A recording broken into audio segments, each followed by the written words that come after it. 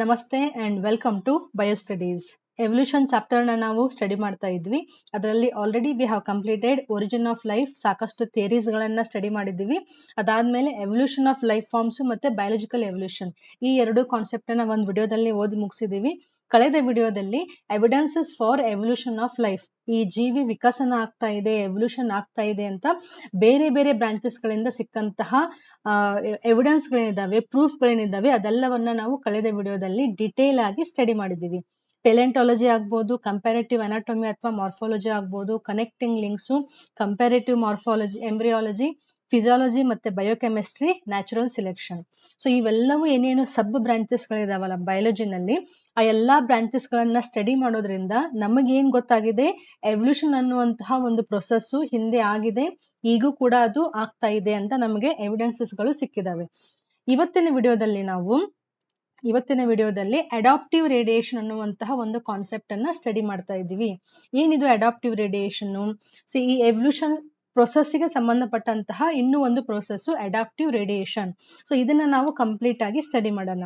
So ನಾನು ಯಾವಾಗ್ಲೂ ಹೇಳ್ತೀನಿ, ಹೊಸ ಕಾನ್ಸೆಪ್ಟ್ ಅನ್ನ ಸ್ಟಾರ್ಟ್ ಮಾಡಿದ್ರೆ ಆ ಹೆಡ್ಡಿಂಗ್ ಅನ್ನ ಮುಂಚೆ ನೀವು ಅರ್ಥ ಮಾಡ್ಕೊಳ್ಳಿ. ಎರಡು ವರ್ಡ್ ಇದಾವೆ, ಒಂದು ಅಡಾಪ್ಟಿವ್ ಮತ್ತೆ ಒಂದು ರೇಡಿಯೇಷನ್. ಅಡಾಪ್ಟಿವ್ ಅಂದ್ರೆ ಏನು? ಅಡಾಪ್ಟೇಷನ್ ಅಂತ ಹೇಳ್ತೀವಲ್ಲ, ಅಡಾಪ್ಷನ್ ಬೇರೆ, ಅಡಾಪ್ಟೇಷನ್ ಅಂತಂದ್ರೆ ಏನು?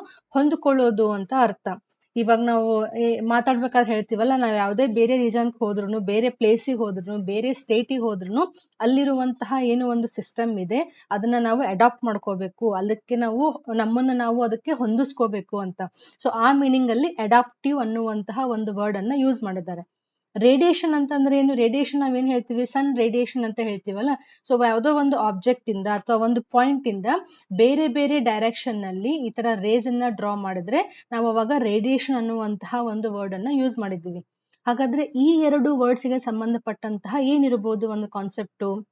See here, adaptive radiation, it is the evolution of animals. ಇದು ಒಂದು process, evolution of animals in several direction.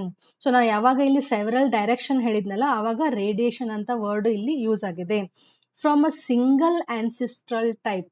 So ನಾವ್ ಯಾವಾಗ ರೇಡಿಯೇಷನ್ ಅಂತ ಹೇಳ್ತೀವಲ್ಲ, ಯಾವುದೋ ಒಂದು ಕಾಮನ್ ಪಾಯಿಂಟ್ ಇಂದ ಅದನ್ನೇ ಇಲ್ಲಿ ಎವಲ್ಯೂಷನ್ ಗೆ ಅಪ್ಲೈ ಮಾಡಿದ್ದಾರೆ.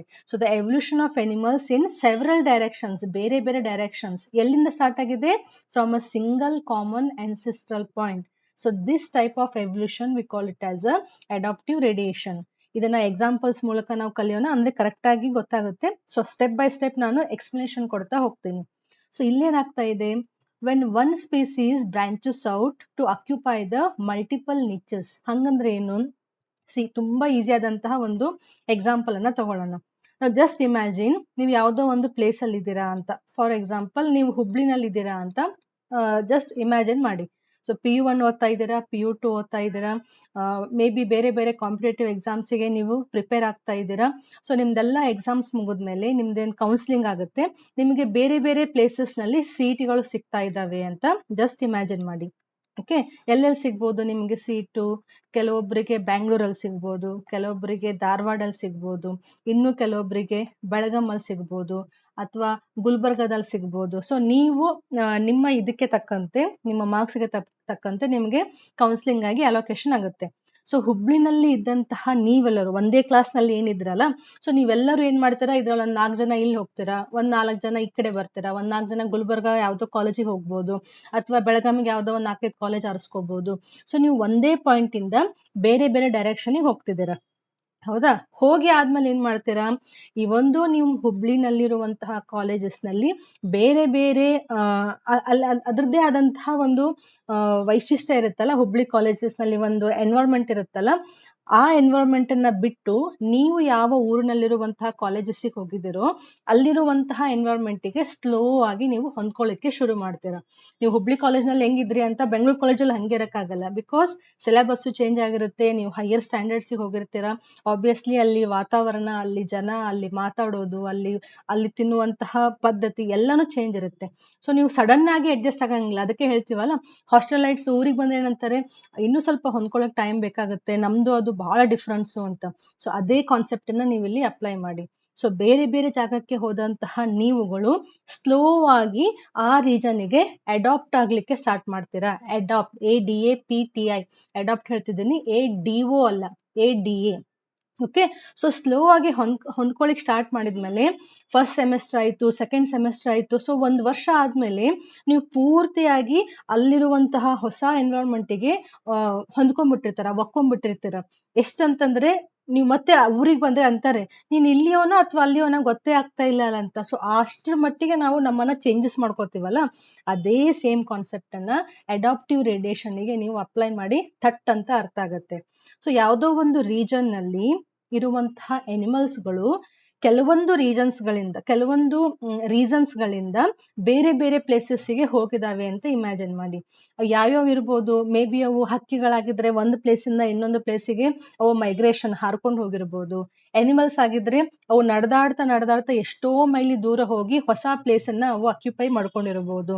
ಸೊ ಒಂದೇ ರೀಜನ್ ನಲ್ಲಿ ಪ್ಲೇಸ್ ನಲ್ಲಿ ಇರುವಂತಹ ಎನಿಮಲ್ಸ್ಗಳು ಕಾರಣಾಂತರಗಳಿಂದ ಬೇರೆ ಬೇರೆ ಪ್ಲೇಸಸ್ಗೆ ಹೋಗಿದ್ದಾವೆ. ಹೋಗಾದ್ಮೇಲೆ ಏನ್ ಮಾಡಿದ್ವು, ಅವು ಸ್ಲೋ ಆಗಿ ಅಲ್ಲಿರುವಂತಹ ಫುಡ್ ಅವೈಲಬಿಲಿಟಿಗೆ, ಅಲ್ಲಿರುವಂತಹ ಎನ್ವೈರನ್ಮೆಂಟ್ಗೆ ತಮ್ಮನ್ನ ತಾವು ಅಡ್ಜಸ್ಟ್ ಮಾಡ್ಕೊಳ್ಳಿಕ್ಕೆ ಶುರು ಮಾಡಿದ್ವು. ಅಡ್ಜಸ್ಟ್ ಮಾಡ್ತಾ ಅವು ಅಲ್ಲಿನೇ ಪೂರ್ತಿಯಾಗಿ ಸೆಟಲ್ ಆಗ್ಬಿಟ್ಟು.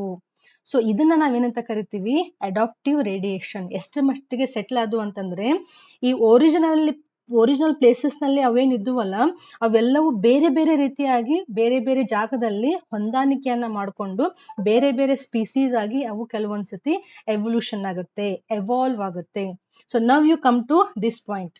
ಇಲ್ಲಿ ನೋಡಿ, ವೆನ್ ಒನ್ ಸ್ಪೀಸೀಸ್ ಅಂದ್ರೆ ಒಂದು ಗ್ರೂಪ್ ನಲ್ಲಿ ಇರುವಂತಹ ಎನಿಮಲ್ಸ್ಗಳು, one species branches out to occupy multiple niches ಅಂದ್ರೆ ಏನು, ಸಿಂಪಲ್ ಆಗಿ ಪ್ಲೇಸಸ್ ಅಂತ ನೀವು ನೆನ್ಪಿಟ್ಕೋಬಹುದು ದಿಸ್ ವರ್ಡ್. ಓಕೆ, ಸೊ ಒಂದೇ ಸಿಂಗಲ್ ಸ್ಪೀಸೀಸು ಬೇರೆ ಬ್ರಾಂಚಸ್ ಆಗಿ, ಇಲ್ಲಿ ಬ್ರಾಂಚಸ್ ಆಗಿದೆಯಲ್ಲ, ಸೊ ಬ್ರಾಂಚಸ್ ಆಗಿ ಮಲ್ಟಿಪಲ್ ನಿಚಸ್, ಬೇರೆ ಬೇರೆ ಪ್ಲೇಸಸ್ ಗಳನ್ನ ಅವು ಅಕ್ಯುಪೈ ಮಾಡ್ಕೋತವೆ within an environment. Okay, and gradually slow ಆಗಿ evolve into many different species. So ಇದು ಒಂದು ಸ್ಪೀಸೀಸ್ ಆಯ್ತು, ಇದು ಒಂದು ಸ್ಪೀಸೀಸು, ಇದು ಒಂದು ಸ್ಪೀಸೀಸು, ಇದು ಒಂದು ಸ್ಪೀಸೀಸು. ಇದನ್ನ ಏನಂತ ಕರಿತೀವಿ, ಅಡಾಪ್ಟಿವ್ ರೇಡಿಯೇಷನ್ ಅಂತ ಕರಿತೀವಿ. ಸೊ ಎವಲ್ಯೂಷನ್ ಆಗ್ಬೇಕಾದ್ರೂ ಏನಾಗುತ್ತೆ, ಕೆಲವೊಂದು ಕ್ಲೈಮೆಟಿಕ್ ಕಂಡೀಷನ್ಸ್ ಗಳಿಂದ ಎಲ್ಲೋ ಒಂದ್ ಕಡೆ ಜೋರ್ ಮಳೆ ಆಯ್ತು ಅಂದ್ರೆ ಅಲ್ಲಿರುವಂತಹ ಎನಿಮಲ್ಸ್ಗಳು ಬೇರೆ ಕಡೆ ತೇಲ್ಕೊಂಡು ಹೋಗಿ ಅಥವಾ ನಡ್ಕೊಂಡು ಹೋಗಿ ಬೇರೆ ಕಡೆ ಅವು ಸೆಟ್ಲ್ ಆಗ್ತವೆ. ಅವು ಅಲ್ಲೇ ಅಡ್ಜಸ್ಟ್ ಆಗಿ ಹೊಸ ಸ್ಪೀಸೀಸ್ ಆಗಿ ಬೆಳೆದ್ ಬಿಡ್ತವೆ. That is also an example for adaptive radiation. ಗೊತ್ತಾಗ್ತಿದೆಯಾ ನಿಮಗೆ? So this process we call it as a adaptive radiation. Very very important concept. ಯಾಕೆ ಇಂಪಾರ್ಟೆಂಟ್ ಅಂತ ನೀವು ಎಕ್ಸಾಂಪಲ್ಸ್ ಓದಿದ್ಮೇಲೆ ಗೊತ್ತಾಗುತ್ತೆ. ಸೊ ಎಕ್ಸಾಮ್ ಅಲ್ಲಿ ಡೆಫಿನೇಷನ್ ಕೇಳಿದ್ರೆ ಹೆಂಗೆ ನೀವು ಬರಿಬಹುದು, adaptive radiation it is the process of evolution of different species in a given geological area. ಅದೇನೊಂದು ಏರಿಯಾ ಇದೆಯಲ್ಲ, ಅದೇ ಏರಿಯಾದಲ್ಲಿ ಅವು ಎವಾಲ್ವ್ ಆಗ್ತಾ ಇದ್ದಾವೆ. But starting from a single point and literally radiating to the other areas of the geography. ಅಂದ್ರೆ ಒಂದೇ ಒಂದು ಗಿವನ್ ಜಿಯೋಗ್ರಫಿಕಲ್ ಏರಿಯಾ ಇಂದ ಅವೆಲ್ಲವೂ ಬೇರೆ ಬೇರೆ ಜಿಯೋಗ್ರಫಿಕಲ್ ಏರಿಯಾಸ್ಗೆ ರೇಡಿಯೇಟ್ ಆಗ್ತಾ ಇದ್ದಾವೆ, ಮೂವ್ ಆಗ್ತಾ ಇದ್ದಾವೆ. ಆವಾಗ ಏನಾಗುತ್ತೆ, ಇಲ್ಲಿ ಹೊಸದಾದಂತಹ ಒಂದು ಸ್ಪೀಸೀಸ್ ಆಗಿ, ಹೊಸದಾದಂತಹ ಒಂದು ಅನಿಮಲ್ ಆಗಿ ಅವು ಎವಲ್ಯೂಷನ್ ಆಗ್ತವೆ. So this we call it as a adaptive radiation. Examples very very famous and very very important. Galapagos finches, Australian ಮಾರ್ಸುಪಿಯಲ್ಸ್ ಮತ್ತೆ ಪ್ಲಾಸೆಂಟಲ್ ಮಾರ್ಸುಪಿಯಲ್ಸ್. ನೀವು ಎವಲ್ಯೂಷನ್ ಚಾಪ್ಟರ್ ನ ಟೆಕ್ಸ್ಟ್ ಬುಕ್ ನಲ್ಲಿ ನೋಡಿದ್ರೆ ಫಸ್ಟ್ ನಿಮಗೆ ಹೆದರಿಕೆ ಆಗುವಂತಹ ಕೆಲವೊಂದು ಪಿಕ್ಚರ್ಸ್ ಗಳಿದಾವೆ. ಸೊ ಆ ಪಿಕ್ಚರ್ಸ್ ನಲ್ಲಿ 3 ಪಿಕ್ಚರ್ಸ್ ಅನ್ನ ನಾನು ಇವತ್ತಿಲ್ಲಿ ಎಕ್ಸ್ಪ್ಲೇನ್ ಮಾಡ್ತಾ ಇದ್ದೀನಿ. ಅದಾದ್ಮೇಲೆ ಆಕ್ಚುಯಲ್ ಎವಲ್ಯೂಷನ್ ಪಿಕ್ಚರ್ಸ್ ಅದಾವಲ್ಲ, ಇಮೇಜಸ್, ಅವನ್ನ ನಾವು ಸ್ಟಡಿ ಮಾಡೋಣಂತೆ. So first we will take the example of Galapagos finches. So adaptive ರೇಡಿಯೇಷನ್ಗೂ ಗ್ಯಾಲಪಗೋಸ್ ಫಿಂಚಸ್ಗೂ ಏನು ಸಂಬಂಧ ಅಂತ ಇವಾಗ ಓದೋಣ. So you have to remember in mind, ಒಂದು ಸಿಂಗಲ್ ಪಾಯಿಂಟ್ ಇಂದ ಬೇರೆ ಬೇರೆ ಕಡೆಗೆ ಅನಿಮಲ್ಸ್ ಗಳು ಮೂವ್ ಆಗ್ತಾ ಇದಾವೆ ಬೇರೆ ಬೇರೆ ಕಾರಣಾಂತರಗಳಿಂದ. ಆಮೇಲೆ ಅವು ಅಲ್ಲೇ ಹೊಂದ್ಕೊಂಡು ಹೊಸದಾದಂತಹ ಒಂದು ಸ್ಪೀಸೀಸ್ ಅನ್ನ ಫಾರ್ಮ್ ಮಾಡ್ತಾ ಇದ್ದಾವೆ. ನಾವು first example is, see here, ನಾನು ಕರ್ಸರ್ ಅನ್ನ ಎಲ್ಲೆಲ್ಲಿ ತಗೊಂಡು ಹೋಗ್ತೀನೋ ಅಲ್ಲಲ್ಲಿ ನೀವು ನೋಡ್ತಾ ಇರಬೇಕು, ಅಂದ್ರೆ ಎಕ್ಸ್ಪ್ಲನೇಷನ್ ಕರೆಕ್ಟ್ ಆಗಿ ಗೊತ್ತಾಗುತ್ತೆ. So first example is the Galapagos finches. Okay, finches ಅಂದ್ರೆ ಏನು? ಇವು ಒಂದು ರೀತಿಯಾದಂತಹ ಬರ್ಡ್ಸ್, ಸ್ಮಾಲ್ ಬರ್ಡ್ಸ್ ಇವು.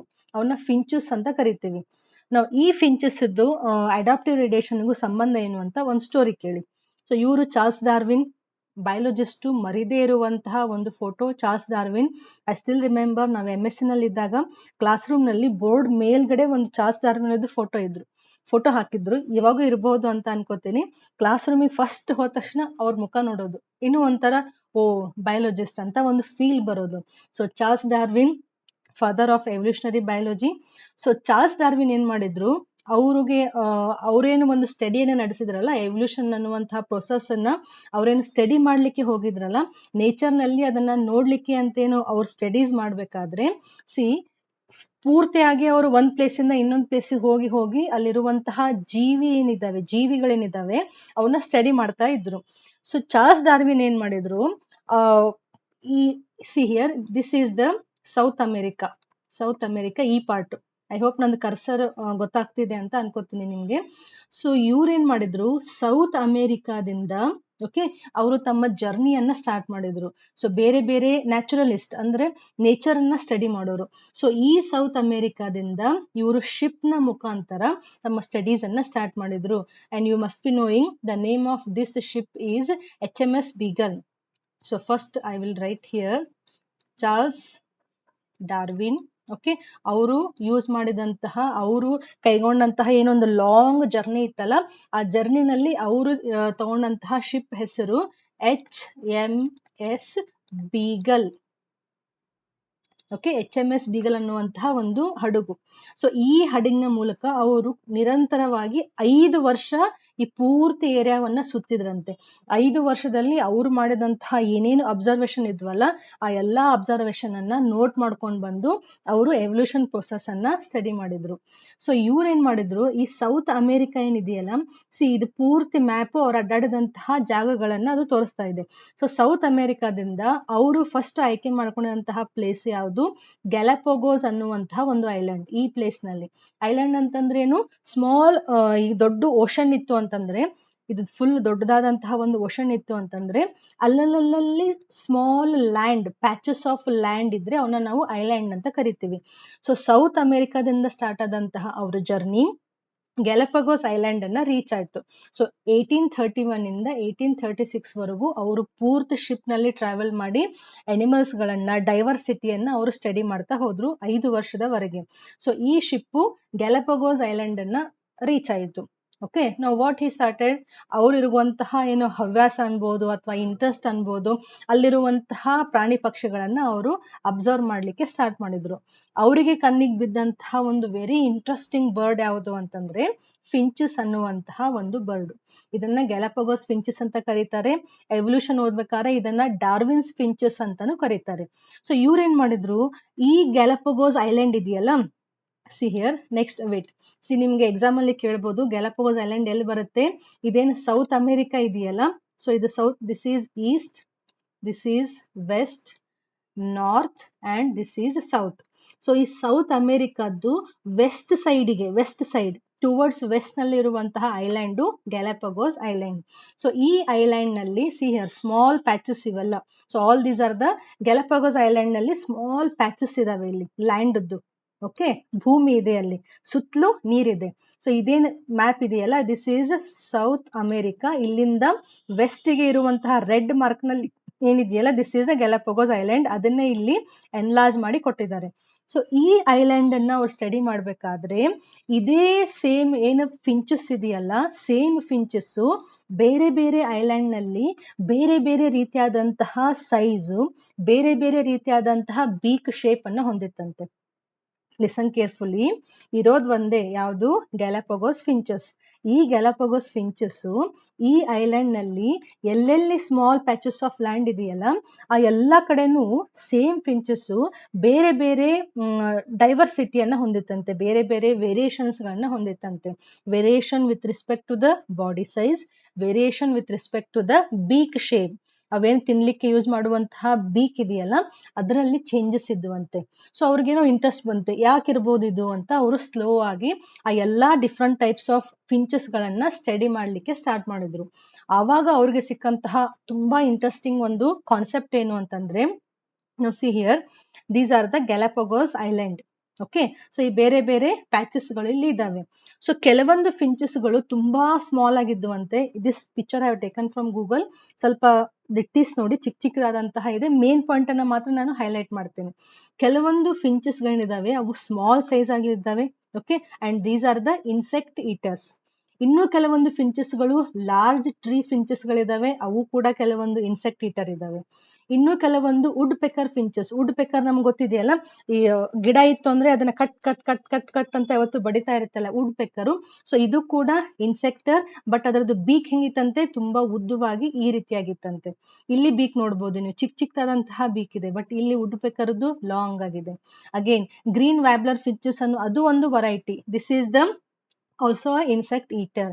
ಅದೇ ನೀವು ಸ್ಮಾಲ್ ಗ್ರೌಂಡ್ ಫಿಂಚಸ್, ಇವೆಲ್ಲವೂ ಟ್ರೀ ಫಿಂಚಸ್ ಇದ್ವಲ್ಲ, ಬಟ್ ಭೂಮಿ ಮೇಲೆ ಕೂಡ ಚಿಕ್ಕ ಚಿಕ್ಕದಾದಂತಹ ಲ್ಯಾಂಡ್ ಮೇಲೆ, ಲ್ಯಾಂಡ್ ಡ್ವೆಲ್ಲರ್ಸ್ ಅಥವಾ ಗ್ರೌಂಡ್ ಡ್ವೆಲ್ಲರ್ಸ್ ಅಂತ ನಾವು ಕರಿಬಹುದು. ಈ ನೆಲದ ಮೇಲೆ ಚಿಕ್ಕದಾದಂತಹ ಸೀಡ್ಸ್ ಇರ್ತಾವಲ್ಲ, ಯಾವ್ದಾದ್ರು ಗ್ರೇನ್ಸ್ ಇರ್ತಾವಲ್ಲ, ದವಸ ಧಾನ್ಯಗಳು ಇರ್ತಾವಲ್ಲ, ಅವನ್ನ ತಿನ್ಲಿಕ್ಕೆ ಅವು ಸ್ಮಾಲ್ ಚಿಕ್ಕ ಚಿಕ್ಕದಾದಂತಹ ಬೀಕ್ ಅನ್ನ ಹೊಂದಿದ್ವಂತೆ. ಅವು ಕೂಡ ಒಂದು ವೆರೈಟಿ ಫಿಂಚಸ್ ಇದ್ದು. ಇನ್ನು ಕೆಲವೊಂದು ಫಿಂಚಸ್ ಅಗೇನ್ ಸೀಡ್ ಡೆವಲರ್ಸ್ ಆಗಿದ್ವು.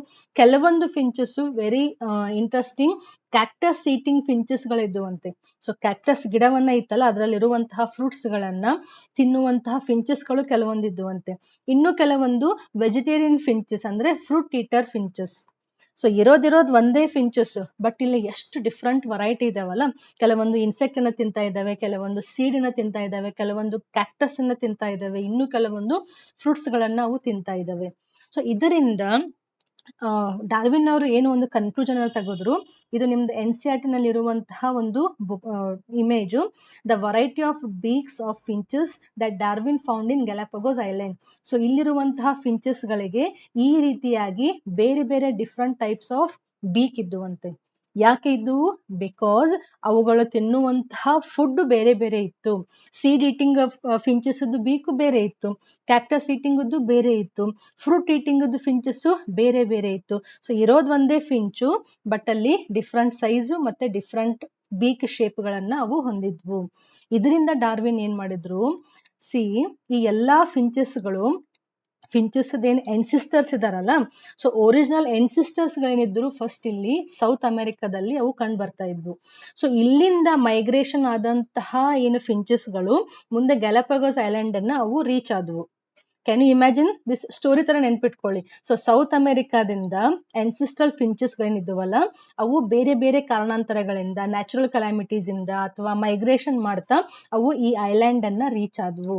ಈ ಐಲ್ಯಾಂಡ್ ಅನ್ನ ರೀಚ್ ಆದ್ಮೇಲೆ ಕೆಲವೊಂದು ಐಲ್ಯಾಂಡ್ಸ್ ನಲ್ಲಿ ಸೀಡ್ಸ್ ಗಳು ಈಸಿಯಾಗಿ ದೊರೆತಾ ಇದ್ವು.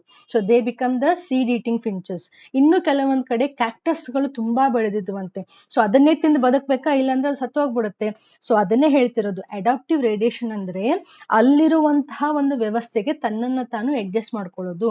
ಈ ಕ್ಯಾಕ್ಟಸ್ ಈಟಿಂಗ್ ಅನ್ನ ಸ್ಲೋ ಆಗಿ ರೂಢ ಮಾಡ್ತಾ ಮಾಡ್ತಾ ಕ್ಯಾಕ್ಟಸ್ ಈಟಿಂಗ್ ಬೀಕ್ ಅನ್ನ ಅವು ಮೋಡಿಫೈ ಮಾಡ್ಕೊಂಡ್ವು. ಇನ್ನು ಕೆಲವೊಂದ್ ಕಡೆ ಫ್ರೂಟ್ಸ್ ಗಳು ಈಸಿಯಾಗಿ ಸಿಗ್ತಾ ಇದ್ವಂತೆ. ಸೊ ಫ್ರೂಟ್ಸ್ ಗಳನ್ನ ತಿಂತಾ ತಿಂತಾ ಹಂಗೆ ಮಾಡಿಫಿಕೇಶನ್ ಆದ್ವು.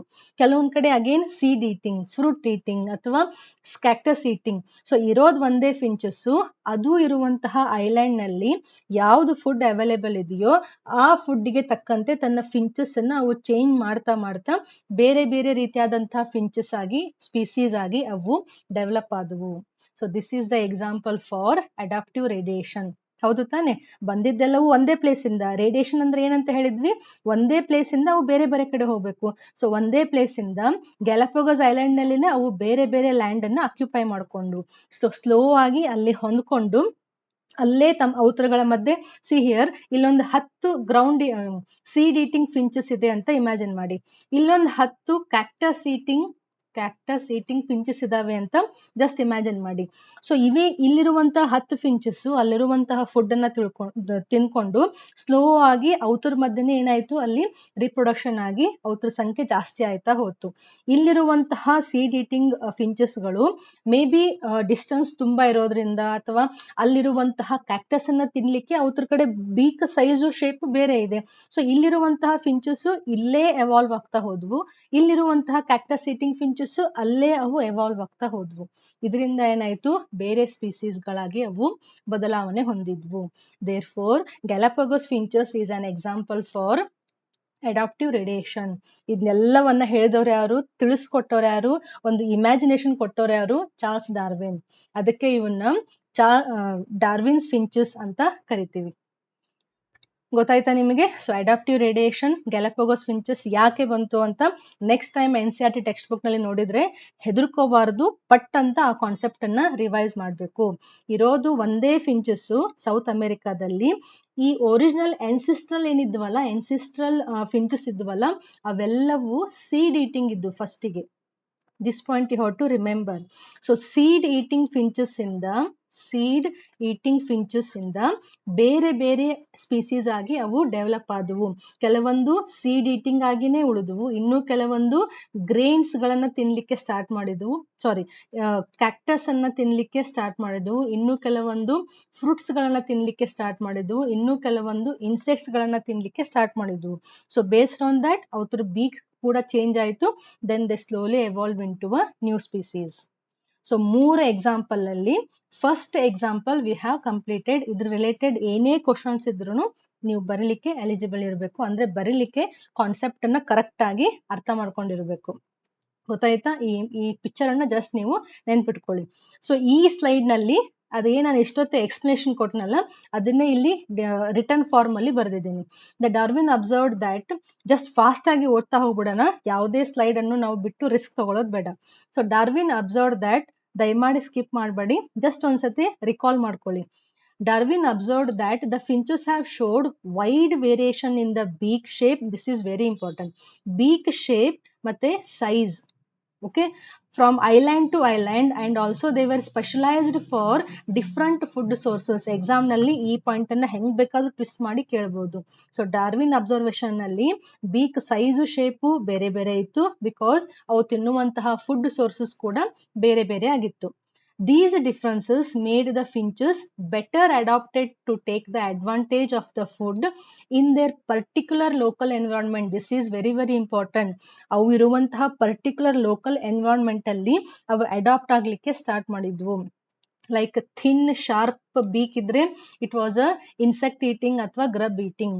ಲಾರ್ಜ್ ಆಗಿ ಕ್ಲಾ ಶೇಪ್ ಇತ್ತು ಅಂತಂದ್ರೆ it was the fruits eating ಅಥವಾ ನಟ್ ಈಟಿಂಗ್ ಅಥವಾ ಬಡ್ ಈಟಿಂಗ್ ಫಿಂಚಸ್ ಆಗಿ ಕೆಲವೊಂದು ಎಕ್ಸಾಂಪಲ್ಸ್ ಇವು ಸ್ಲೋ ಆಗಿ ಎವಾಲ್ವ್ ಆಗ್ತಾ ಹೋದ್ವು. The finches beaks have evolved over a time. ಅಂದ್ರೆ ಇದು ಒಂದೇ ದಿವಸಕ್ಕೆ ಆಗಿದ್ದಲ್ಲ.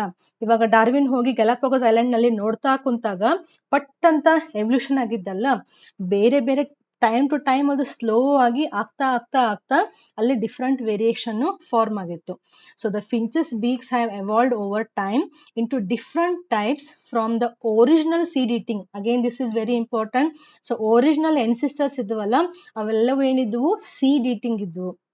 Okay, ancestors to be best suited to their environment by random mutation.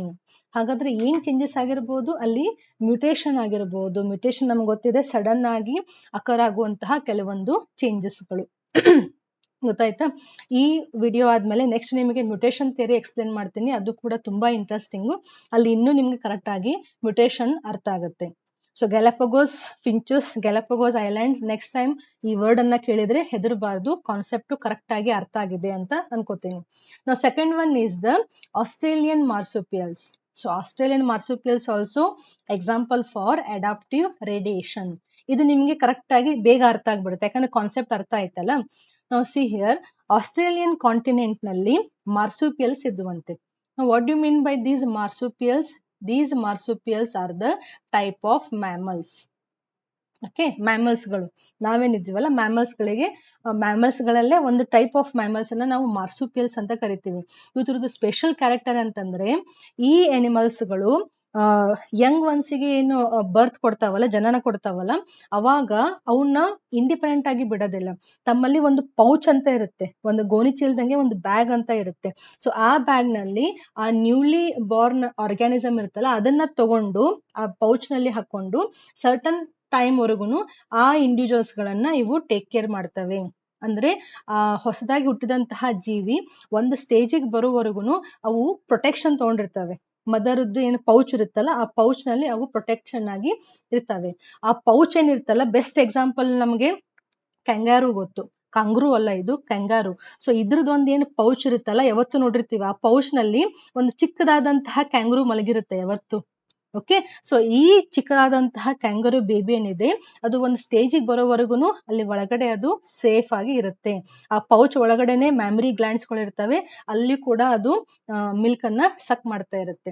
So ಇಂತಹ ಪೌಚ್ಡ್ ಮ್ಯಾಮಲ್ಸ್ ಏನಿದಾವಲ್ಲ, ಪೌಚ್ಡ್ ಅಂದ್ರೆ ಬ್ಯಾಗ್, ಪೌಚ್ಡ್ ಮ್ಯಾಮಲ್ಸ್ ಅನ್ನ ನಾವು ಮಾರ್ಸುಪಿಯಲ್ಸ್ ಅಂತ ಕರಿತೀವಿ.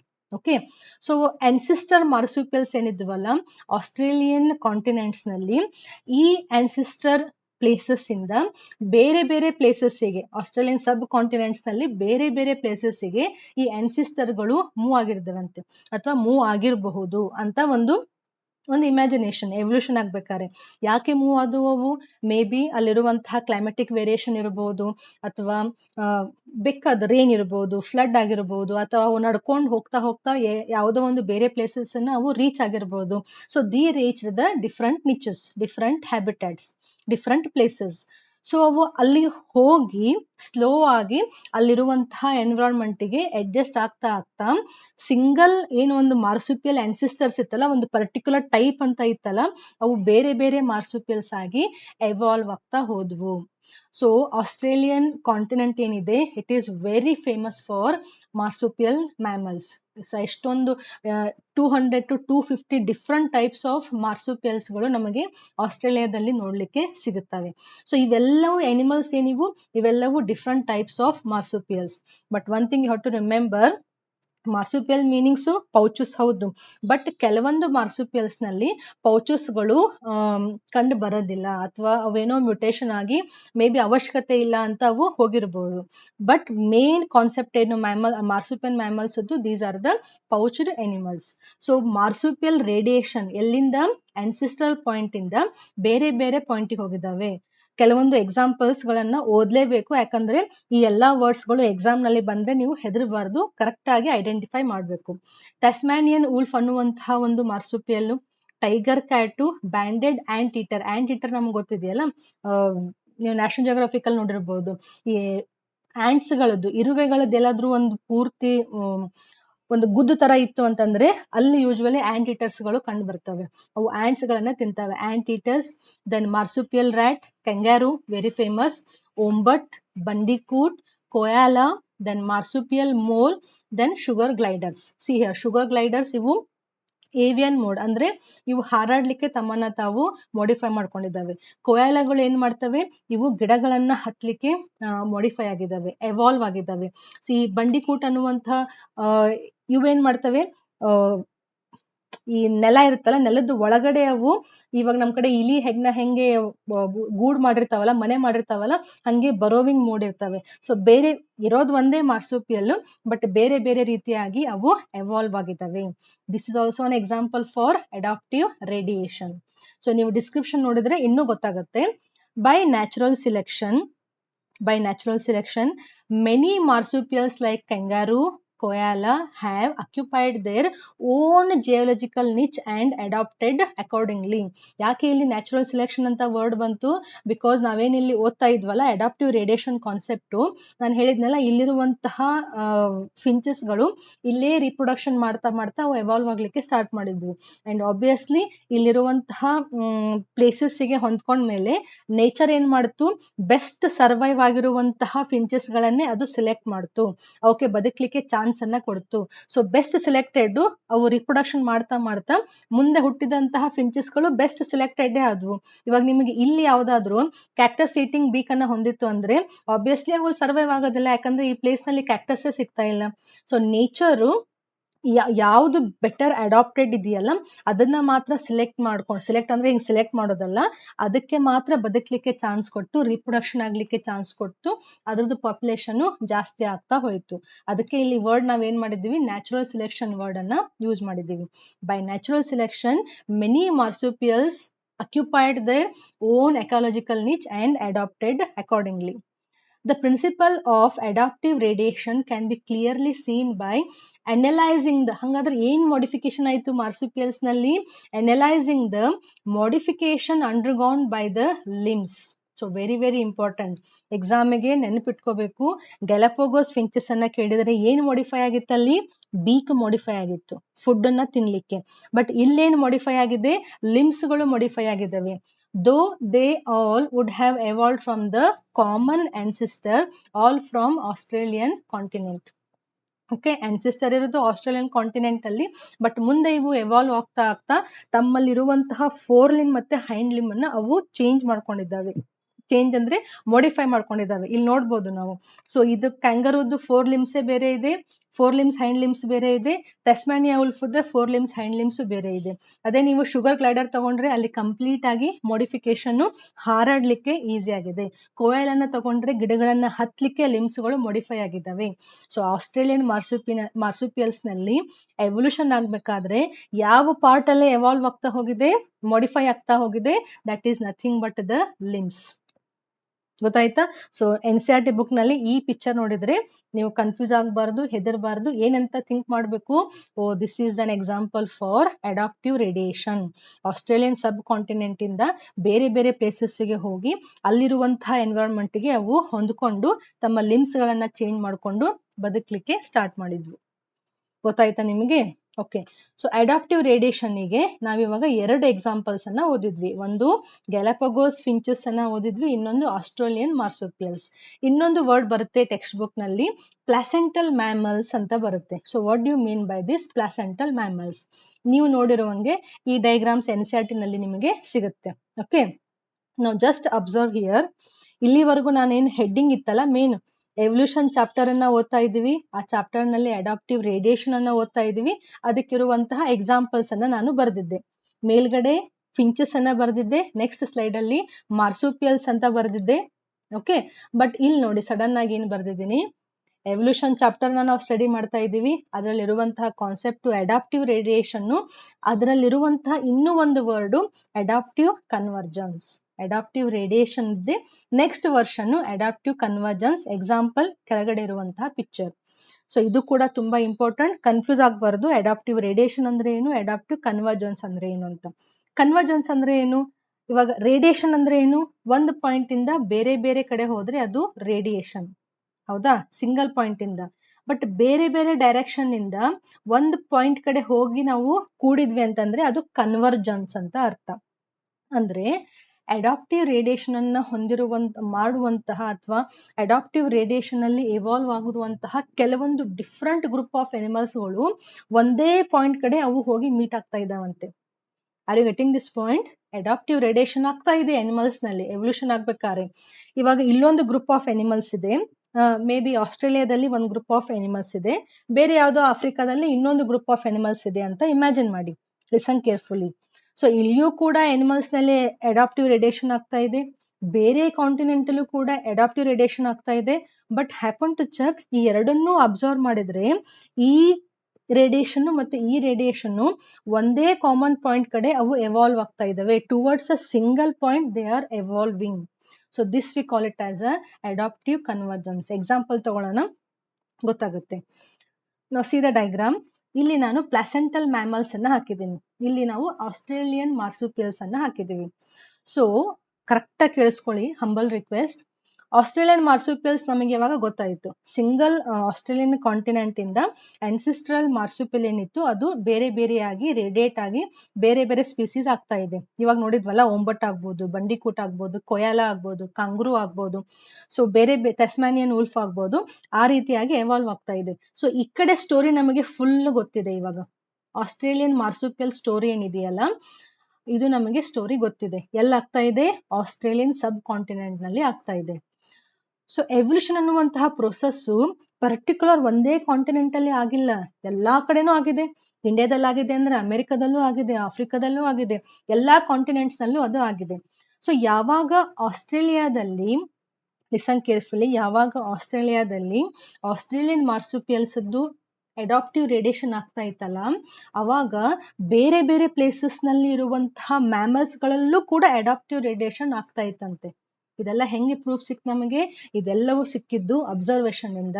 ನೇಚರ್ ಅನ್ನ ಸ್ಟಡಿ ಮಾಡುವಂತಹ ಸೈಂಟಿಸ್ಟ್ ಗಳದ್ದು ಫುಲ್ ಕೀನ್ ಅಬ್ಸರ್ವೇಷನ್ ಇದು.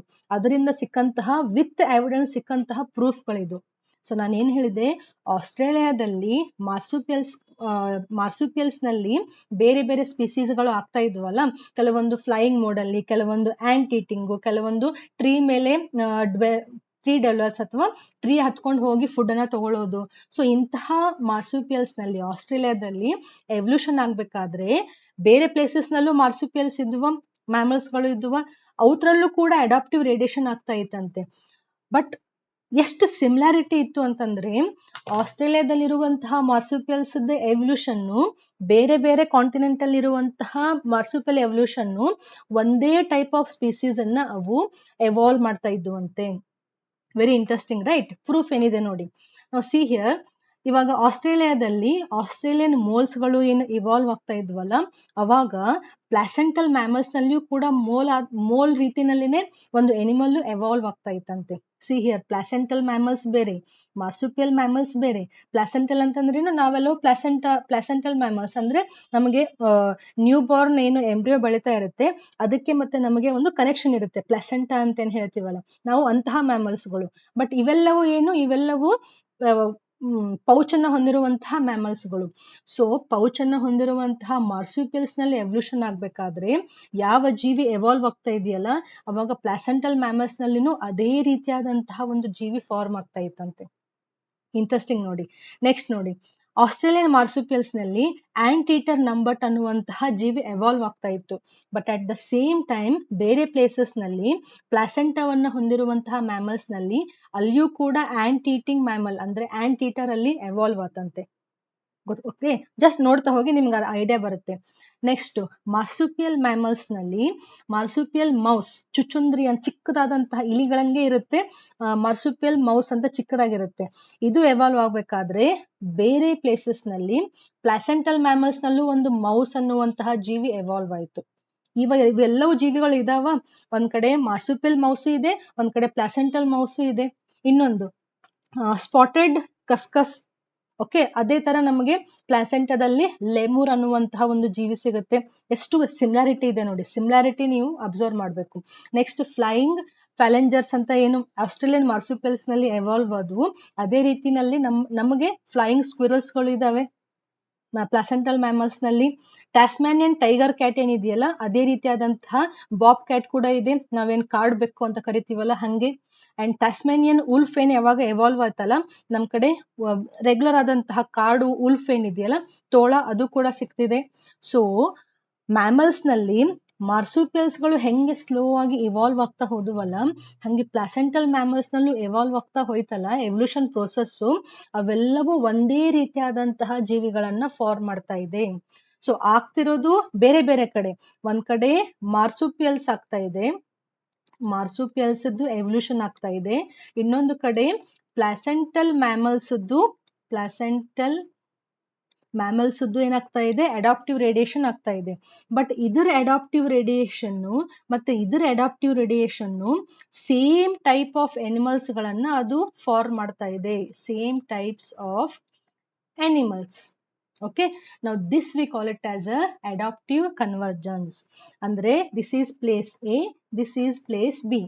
A ದಲ್ಲಿನೂ ಅಡಾಪ್ಟಿವ್ ರೇಡಿಯೇಷನ್ ಆಗ್ತಾ ಇದೆ, ಬಿ ದಲ್ಲಿನೂ ಅಡಾಪ್ಟಿವ್ ರೇಡಿಯೇಷನ್ ಆಗ್ತಾ ಇದೆ.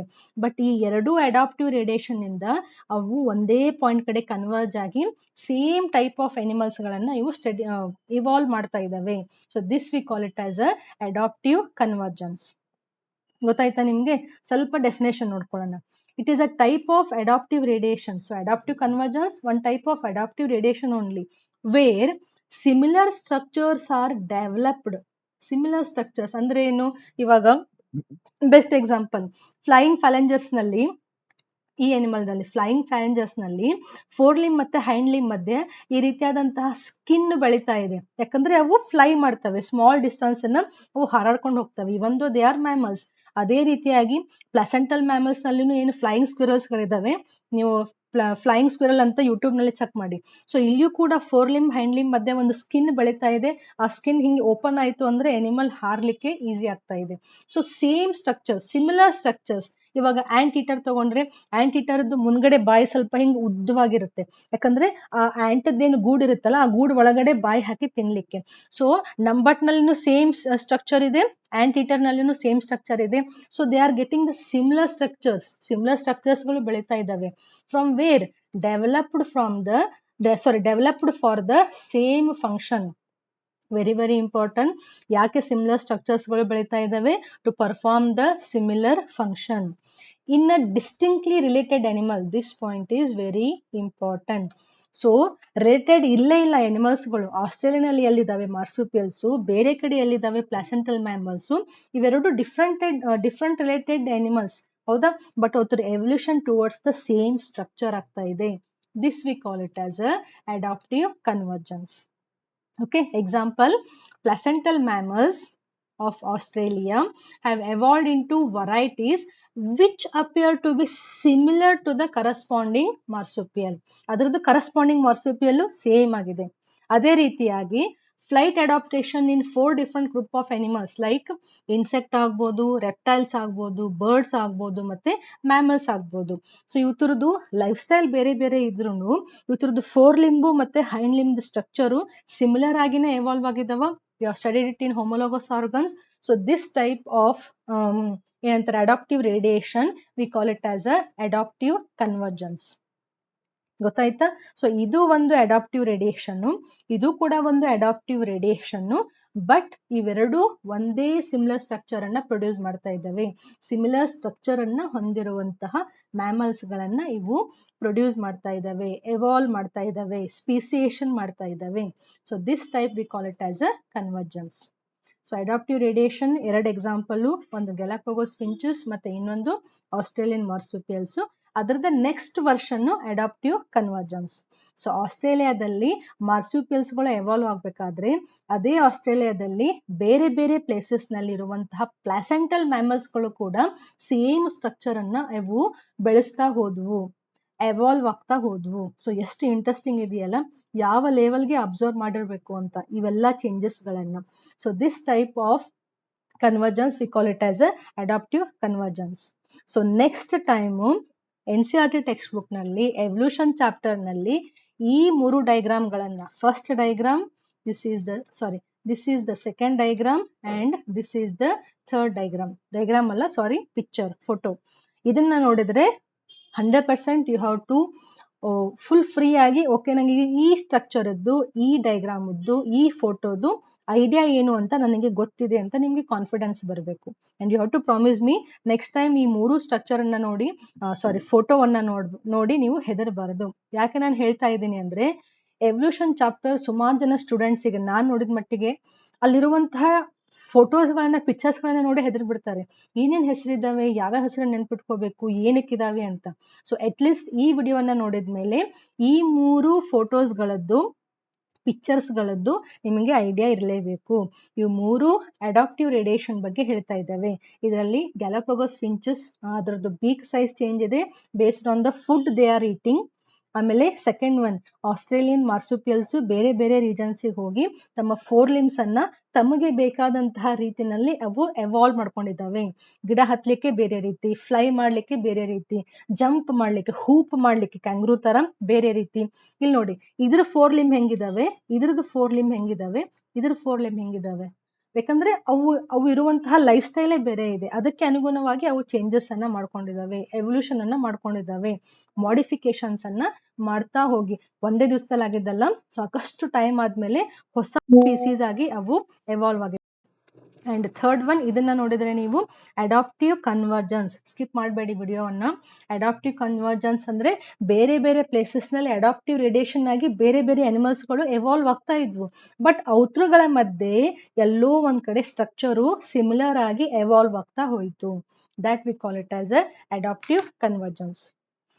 ಸೊ ಐ ಹೋಪ್ ಈ ಕಾನ್ಸೆಪ್ಟ್ ಅರ್ಥ ಆಗಿದೆ. ಈ 3 ಪಿಕ್ಚರ್ಸ್ಗಳು 100% ನಮಗೆ ಕಾನ್ಸೆಪ್ಟ್ ಅರ್ಥ ಆಗಿದೆ ಅಂತ ನಾನು ಬಿಲೀವ್ ಮಾಡ್ತೀನಿ. ಸೊ ಕಾನ್ಸೆಪ್ಟನ್ನ ಪಿಕ್ಚರ್ಸನ್ನು ನೋಡ್ತಾ ಮತ್ತೆ ಮೆಮರೈಸ್ ಮಾಡ್ತಾ ಇರಿ. ಈ ಪಿಕ್ಚರ್ ಅಂದರೆ ಈ ಕಾನ್ಸೆಪ್ಟು, ಈ ಪಿಕ್ಚರ್ ಅಂದರೆ ಈ ಕಾನ್ಸೆಪ್ಟು ಅಂತ ನಿಮಗೆ ಅರ್ಥ ಆಗುತ್ತೆ. Okay, so will see you in the next video. Next ವಿಡಿಯೋದಲ್ಲಿ ಮೆಕ್ಯಾನಿಸಮ್ ಆಫ್ ಎವಲ್ಯೂಷನ್, ಅದು ಕೂಡ ತುಂಬ ಇಂಟ್ರೆಸ್ಟಿಂಗ್ ಬಟ್ ಇಂಪಾರ್ಟೆಂಟ್ ಕಾನ್ಸೆಪ್ಟ್, ಅದನ್ನು ನಾವು ಸ್ಟಡಿ ಮಾಡೋಣ. So will see you in the next video. Thank you for watching.